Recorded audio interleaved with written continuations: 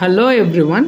இப்போ நம்ம பார்க்க போகிறது ஆர்ஆர்பி என்டிபிசி கிராஜுவேட் லெவல் எக்ஸாமில் ப்ரீவியஸ் இயர்லேருந்து கேட்ட கொஷின் தான் வந்து பார்க்க போகிறோம். சரிங்களா? ட்ரிக்னாமெட்ரிலேருந்து இந்த கொஷின் வந்து கேட்டிருக்காங்க.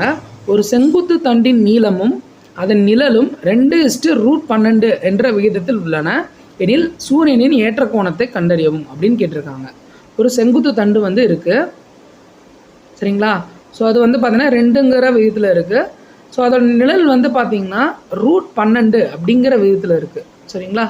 ஸோ அப்போது 2க்கு நடுவில் ஒரு ஆங்கிள் ஃபார்ம் ஆகுமா? ஸோ அதோட ஆங்கிள் தான் வந்து கேட்டிருக்காங்க. கோணத்தை கண்டறியும் அப்படின்னு கேட்டிருக்காங்க. சரிங்களா? இப்போது எனக்கு ஆப்போசிட் தீட்டாவுக்கு ஆப்போசிட்டும் அட்ஜசண்ட்டும் இருக்குது. அப்போ tan தீட்டா வந்து யூஸ் பண்ணிக்கலாம். So tan theta = opposite by adjacent. சரிங்களா? அப்போ 2/√12 அப்படின்னு இருக்கும். So tan theta =